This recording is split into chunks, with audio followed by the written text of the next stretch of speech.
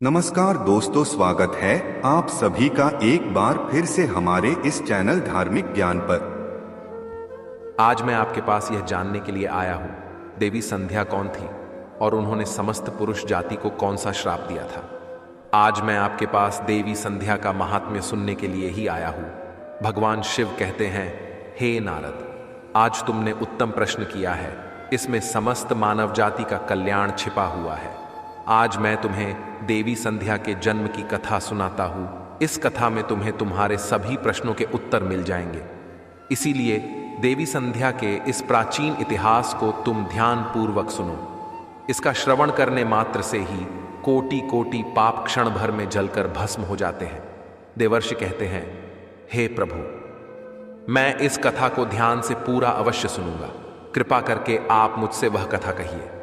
फिर भगवान शिव देवर्षि नारद को उस महान नारी संध्या की कथा सुनाना आरंभ करते हैं। हे नारद, जब सृष्टि का आरंभ हो रहा था, तब सृष्टि के रचयिता ब्रह्मा जी कमल के आसन पर विराजित होकर भगवान का ध्यान कर रहे थे। उसी समय उनके मन में सृष्टि का निर्माण करने की इच्छा जागृत हुई। तब सबसे पहले उनके मन से विचार करने पर एक त्रिभुवन सुंदरी कन्या का जन्म हुआ। वह कन्या अत्यंत सुंदर और मनमोहिनी थी। मन से उत्पन्न होने के कारण वह ब्रह्मा की मानस कन्या हुई। ब्रह्मा जी उस समय ध्यान कर रहे थे और ध्यान करते समय वह कन्या उत्पन्न हुई, इसीलिए उसका नाम संध्या हुआ। जब ब्रह्मा जी ने उस अत्यंत सुंदर स्त्री की ओर देखा तो कुछ क्षणों के लिए ब्रह्मा जी का मन विचलित हो गया। उसका मनमोहक रूप देखकर ब्रह्म जी मोहित हो गए और उनके मन में काम भाव जागृत हुआ। ब्रह्मा जी की ऐसी कुपित दृष्टि पड़ते ही उस देवी का तेज नष्ट हो गया, जिससे वह देवी संध्या बहुत दुखी हो गई और उस स्थान को छोड़कर चली गई। हे नारद, ब्रह्मा जी के मन में किसी भी प्रकार का विकार उत्पन्न नहीं हो सकता, किंतु प्रभु की लीला तो देखिए। उन्होंने अपनी लीला दिखाने के लिए ब्रह्मा जी के मन में विकार डाल दिया। उसी विकार के कारण ब्रह्मा जी के मन में कुछ क्षणों के लिए काम का भाव उत्पन्न हो गया। प्रभु की ऐसी लीला रचने के पीछे समस्त मानव जाति का कल्याण छिपा हुआ था। इसीलिए अब तुम प्रभु की इस विचित्र लीला को ध्यान से सुनो। ब्रह्मा जी के ऐसे व्यवहार से देवी संध्या अत्यंत दुखी होकर चंद्रभाग पर्वत पर ध्यान करने के लिए चली गई। वहां जाकर उसके मन में इस बात की चिंता सताने लगी कि मैं तपस्या किसकी करूं, किस भगवान की आराधना करूं। इसी विचार से वह पृथ्वीलोक पर ब्रह्लोहित नाम के सरोवर के पास चली गई और वहीं पर खड़ी हो गई। फिर महर्षि वशिष्ठ उसी स्थान से गुजर रहे थे तो उन्होंने देवी संध्या को सरोवर के पास खड़ा हुआ देखा।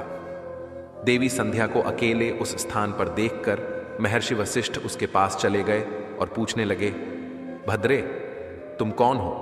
किसकी पुत्री हो? इस भयंकर वन में किस लिए घूम रही हो?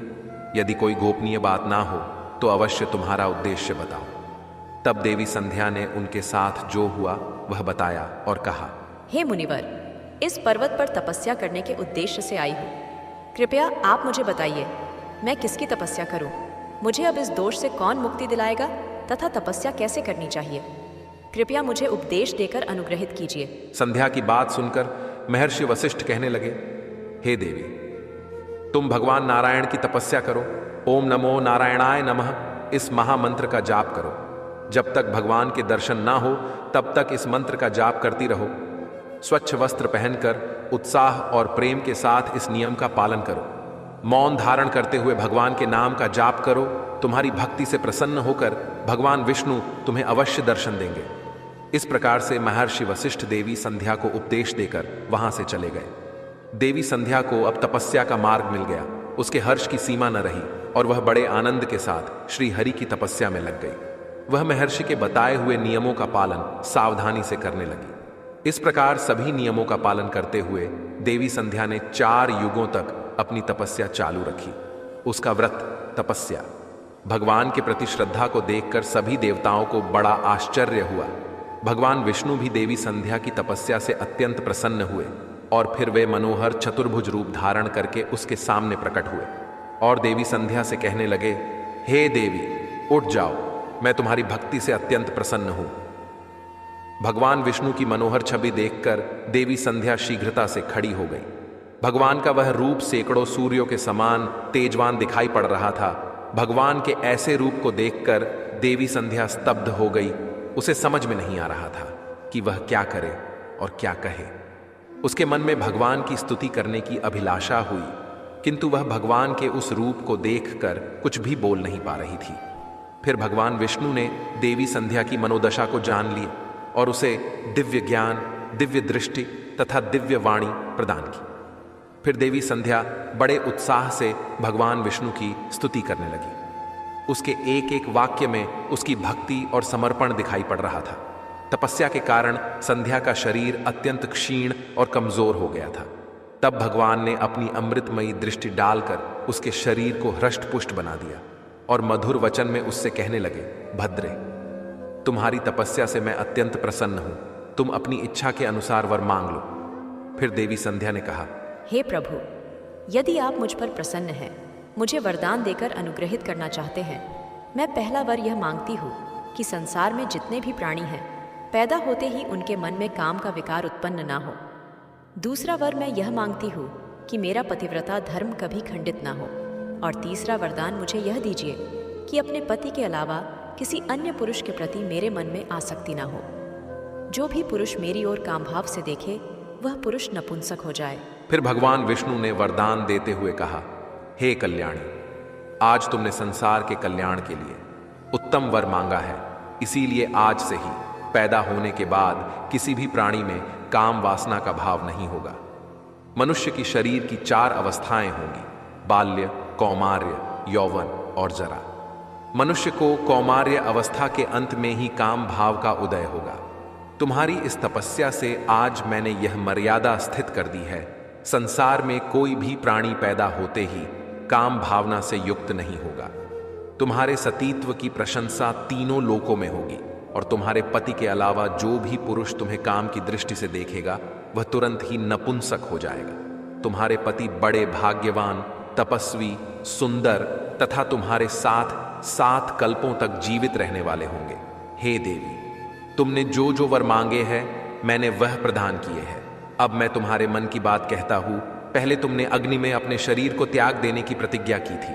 यह प्रतिज्ञा तुम्हें इसीलिए करनी पड़ी क्योंकि ब्रह्मा की दृष्टि तुम पर पड़ चुकी थी। निर्दोष होने पर भी तुम अपने इस शरीर को त्यागना चाहती हो। यहां से पास ही चंद्रभागा नदी है। उस नदी के तट पर महर्षि मेधातिथि एक ऐसा यज्ञ कर रहे हैं जो 12 वर्षों में पूर्ण होगा। उसी यज्ञ में तुम अपने शरीर का त्याग करके अपनी प्रतिज्ञा पूरी करो, किंतु तुम वहां पर ऐसे वेश में जाओ कि मुनियों की दृष्टि तुम्हारे ऊपर ना पड़ सके। मेरी कृपा से तुम अग्निदेव की पुत्री हो जाओगी, जिसे तुम अपना पति बनाना चाहती हो। उसका चिंतन करते हुए तुम उस अग्नि में अपना शरीर त्याग दो। इतना कहकर भगवान विष्णु ने अपने हाथ से देवी संध्या के मस्तक को स्पर्श किया। भगवान का स्पर्श होते ही देवी संध्या का शरीर आटे का बन गया।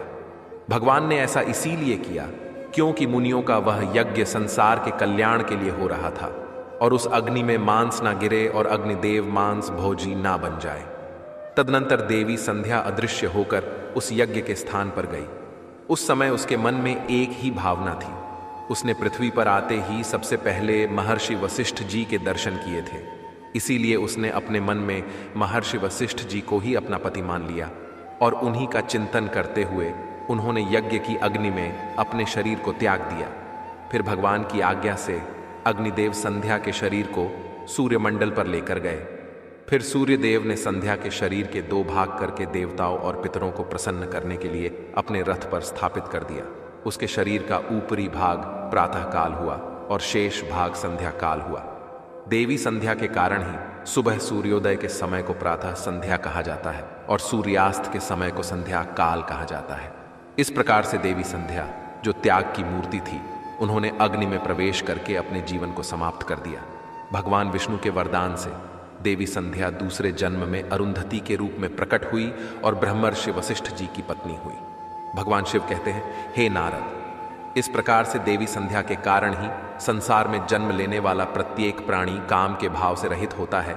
उसके अंदर किसी भी प्रकार की काम वासना नहीं होती है और जब वह कौमार्य को प्राप्त हो जाता है तभी उसमें काम वासना उत्पन्न होती है। इस प्रकार से मैंने आपको देवी संध्या के जीवन का चरित्र सुना दिया है।